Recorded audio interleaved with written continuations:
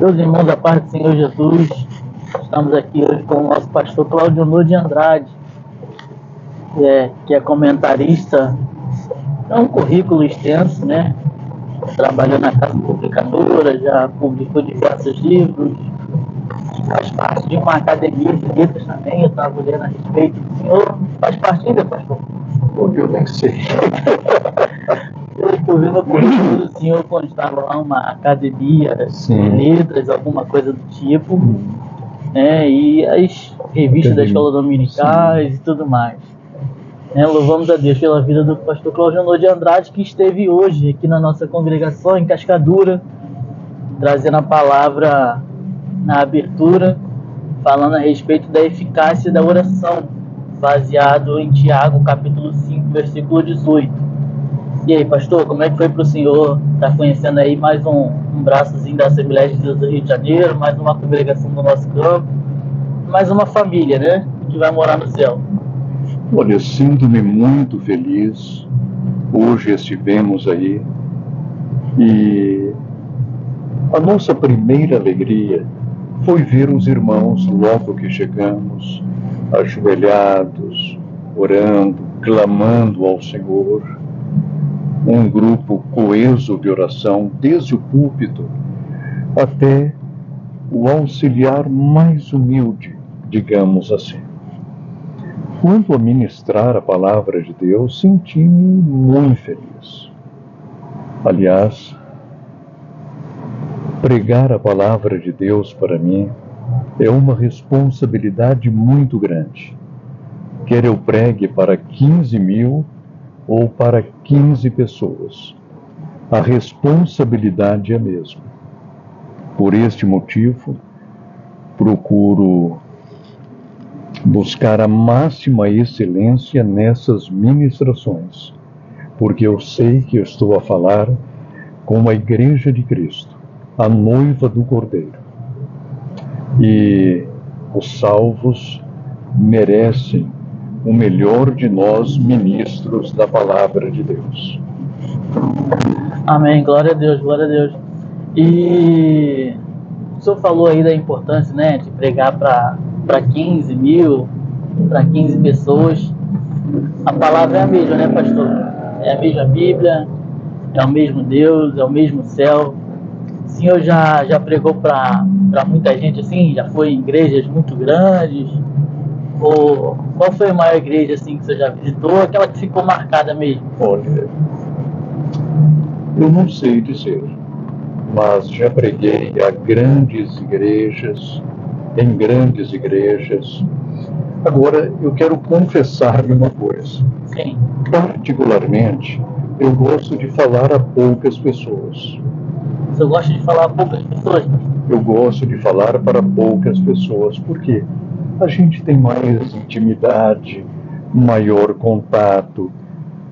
A gente pode ver melhor o semblante dos irmãos, as suas expressões, como estão recebendo a palavra de Deus.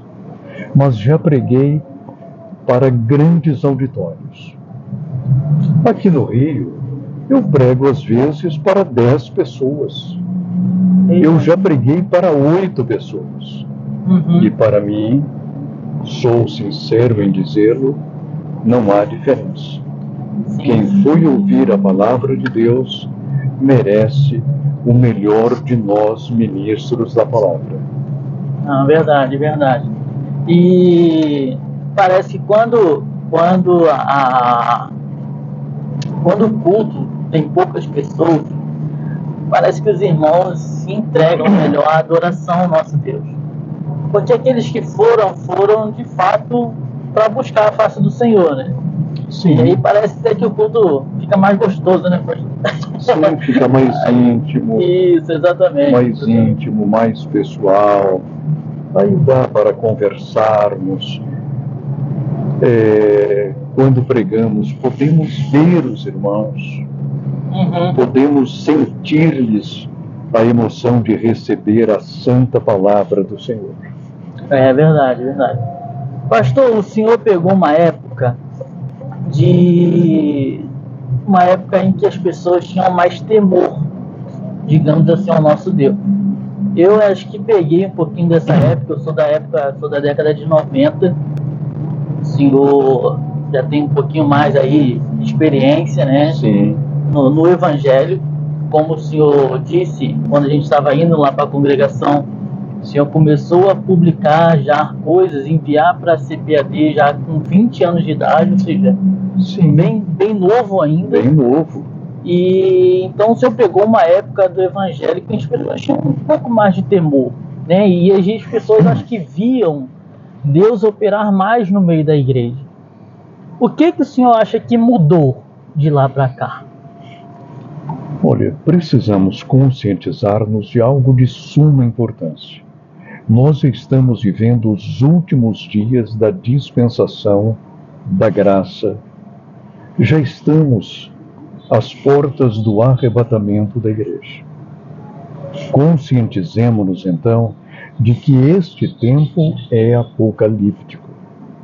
E hoje, a igreja enfrenta heresias, apostasias, rebeliões. E há muitos crentes que não têm qualquer noção de vida eterna, inclusive obreiros. Não sabem se Cristo virá ou não e não querem sabê-lo. Não têm aquelas noções bíblicas quanto a galardões eternos, penalidades eternas, não sabem como definir o céu, o inferno, o lago de fogo, a Jerusalém celeste, juízo final. Em meu tempo havia mais temor. No tempo de minha infância, adolescência, juventude, era um tempo melhor. Sim. Não é dizer que o nosso tempo seja pior. O nosso tempo é mais carregado de desafios, de lutas, dificuldades, mas eu acredito que o Senhor Jesus Cristo, nosso divino Salvador, está para vir exatamente para esta geração. Por isso, a igreja tem de se preparar para o rapto dos santos. Sim, e também, e a respeito das palavras, porque hoje em dia a gente vê igrejas muito cheias que não pregam mais salvação, que não pregam mais santificação. Pouco se vê falar sobre o batismo com o Espírito Santo. Hoje, inclusive, consagram pessoas ao ministério sem o batismo, enfim. E o que o senhor acha desses jovens pregadores também que não tem mais aquele temor, não buscam mais a unção? Hoje, na minha humilde opinião, hoje tem muito conhecimento, mas tem pouca unção nas mensagens, entendeu? O que o senhor acha a respeito disso? Em primeiro lugar, num culto verdadeiramente pentecostal e bíblico, nós temos de dar toda a prioridade à exposição da Bíblia Sagrada, a inspirada, inerrante, a infalível Palavra de Deus. Os cânticos, embora importantes e imprescindíveis até, não podem tomar o espaço da Palavra de Deus. Hoje, por exemplo, em sua igreja, os irmãos deram-me um tempo generoso. Eu pude falar mais de 50 minutos com toda a liberdade, falando a uma audiência carinhosa, atenta. Então, hoje, nós pregadores precisamos pensar dessa forma. Em breve, Jesus voltará. O que eu devo fazer? Em primeiro lugar, santificar-se, orar, estudar a palavra e no púlpito pregar o Santo Evangelho, falar o que convém à sã doutrina e anunciar que o Rei está voltando. O nosso maior conhecimento está aqui, na Bíblia Sagrada. E a Bíblia é a palavra de Deus. Então, os outros livros, aqui está o livro dos livros, um livro divino. Quanto aos outros livros, que sejam secundários, terciários, mas todo o espaço deve ser dedicado à Bíblia Sagrada. E no púlpito, não percamos tempo com besteiras, como confissão positiva, teologia da prosperidade, teologia do coaching, nada disso. No púlpito, preguemos a palavra de Deus. Anunciemos a mensagem da cruz, como o fazia o apóstolo Paulo. Amém, amém. E uma vez eu ouvi um pastor falando que no ministério de Jesus cantou um hino. E o restante foi tudo palavra. Ou seja, o hino, ele tem a sua importância de conduzir a adoração ao nosso Deus. O hino tem a sua importância. Mas o que leva o crente para o céu, o que alimenta o crente é a palavra. Nada substitui a palavra. Sim. E algo muito importante, em um assunto que o irmão tocou, veja bem, sobre o batismo no Espírito Santo. É necessário que o candidato ao santo ministério seja realmente converso, que tenha convicção de vida eterna, bom testemunho, e que antes de lhes impusermos as mãos, que eles sejam batizados no Espírito Santo com a evidência de novas línguas. Não podemos abrir mão disso.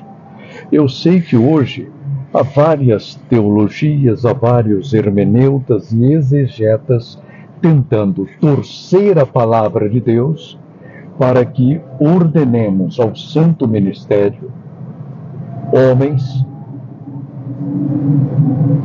que não experimentaram o novo nascimento e sequer pensam no batismo no Espírito Santo. Entendamos uma coisa, e muito importante: a academia pode ser importante, mas a aprovação do céu é tudo. A unção do Espírito é inegociável. Então, que nós, pastores, tenhamos juízo e que só ordenemos alguém para o santo ministério se este homem for realmente batizado no Espírito Santo. E vejamos se a sua experiência pentecostal está acompanhada do falar em outras línguas. Amém. E a gente vê, pastor, que hoje em dia, acho que eu vou puxar um pouco pesado para os jovens agora, mas hoje não se prega mais sobre a santificação do corpo. Hoje a gente vê a vaidade entrando dentro da igreja, a lascívia entrando dentro da igreja, a sexualidade, os obreiros, enfim, cuidando do corpo de uma forma, digo assim, até um pouco mais exagerada, né? Eu acho que a gente deve sim manter, conservar o templo do Espírito Santo, mas também não provocar, enfim, aos nossos irmãos. O que você acha a respeito disso? São assuntos meio que polêmicos, né, pastor? Quanto à santificação, não somente o jovem, mas a criança, o adolescente, o adulto e o ancião, todos temos de ser santos. Todos. Quanto à lascívia, que já entrou em muitas igrejas, não podemos conviver com ela. Tiremo-la do lugar santo. Ensinemos as nossas igrejas, a santificação de nosso corpo, de nossa alma, de nosso espírito, que as nossas roupas retratem, sim, a nossa condição de homens de Deus. Que as mulheres sejam varoas do Senhor e que as mais novas aprendam a ser decentes com as mais velhas. Ora, eu vejo essa situação toda de obreiros trabalhando o corpo, trabalhando a musculatura. O que é isso? Será que esses homens têm tempo de orar? Para orar? Será que eles têm tempo para orar, para ler a Bíblia, para frequentar a igreja? Ora, aprendamos com o apóstolo Paulo, com os santos homens. Será que essa musculatura toda ser-nos-á útil em um momento de luta, de dificuldade, de pressões? A minha recomendação: o exercício corporal não tem essa utilidade toda. Quer exercício espiritual? Saia a evangelizar a pé. Que exercício maravilhoso! Então, cuidemos acima de tudo de nossa alma. Cuidemos de nossa alma. E será que numa academia, como vemos por aí, o homem de Deus sentir-se à vontade? É um lugar de culto ao corpo. É a idolatria corporal. É um lugar onde as pessoas expõem os seus dotes físicos. E como fica um homem de Deus? Muito cuidado. Antes de a gente começar, vou abrir uma caixinha de perguntas para alguns amigos meus, e eles fizeram algumas perguntas. E dentre essas perguntas eu queria ressaltar duas aqui que me chamaram a atenção. Primeiro é a evidências em falar em línguas. Há possibilidade de a gente ser batizado sem falar em línguas? Essa foi uma das perguntas. Em primeiro lugar, nós devemos recorrer ao livro de Atos dos Apóstolos, onde todas as experiências têm um padrão. A experiência do batismo no Espírito Santo, tanto em Atos capítulo 2, tanto em Atos capítulo 10 e tanto em Atos capítulo 19, observamos o quê?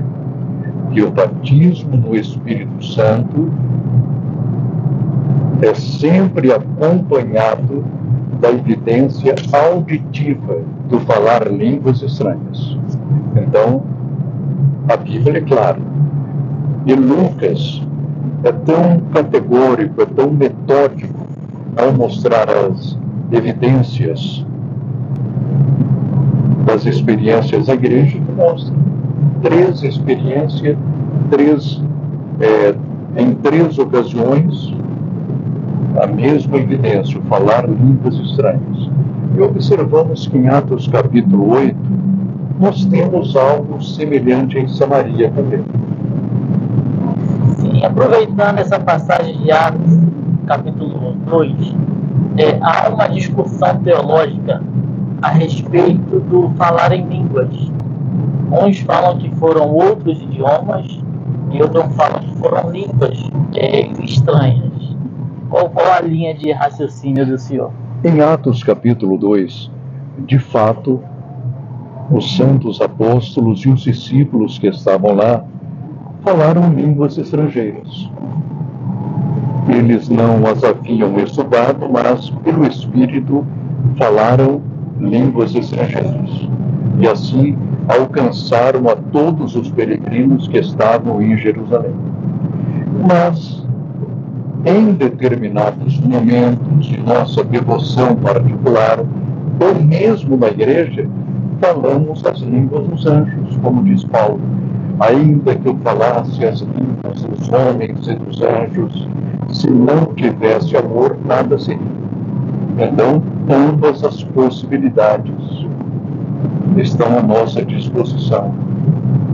Amém. Uma outra pergunta que me fizeram um jovem que ele é professor de escola dominical, sendo que ele não é batizado no Espírito Santo ainda. Então a dúvida dele era se ele precisa primeiro ser batizado para depois exercer esse ministério do ensino, ou se ele pode exercer o ministério do ensino sem mesmo ser batizado. Olha, ele pode exercer o ministério do ensino enquanto ora, enquanto busca o batismo no Espírito Santo. O que não pode acontecer com ele é alguém precipitadamente dizer: olha, esse menino é excelente, ensina muito bem, então vamos ordená-lo agora ao diaconato. Não. Ele continua ali a ensinar na escola dominical até que ele receba o batismo com o Espírito Santo.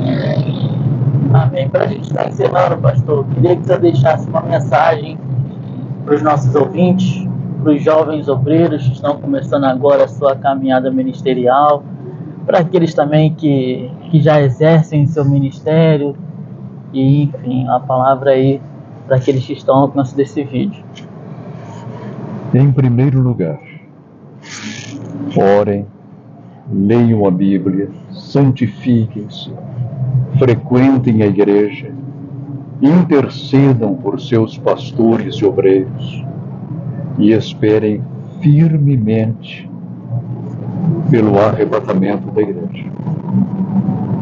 Porque para nós não há esperança mais bela do que sermos levados pelo Senhor para o céu.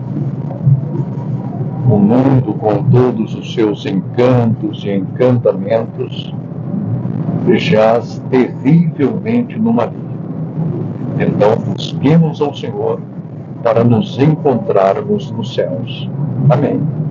Amém. Para a gente encerrar, pastor, queria que o senhor encerrasse com uma oração, né? Orando, agradecendo a Deus aí por essa noite, por ter estado lá na nossa congregação, até mesmo por esse papo, né? Orando aí, a gente encerrar esse vídeo em nome de Jesus. Bom, eu vou orar, mas você continue com as Não, olhos pode deixar abertos. aqui. Pode ficar tranquilo. Senhor amado Pai, eu te agradeço por este diálogo tão importante e tão abençoado que eu tive aqui, Senhor, com o teu servo Paulo Henrique. Oro para que esse canal alcance milhares de pessoas e que estas venham a se converter no Brasil e fora do Brasil, e que nos preparemos para o arrebatamento da igreja. Abençoa, Senhor, o irmão Paulo Henrique, sua esposa, seus filhinhos, sua família, sua igreja. Em nome de Jesus. Amém.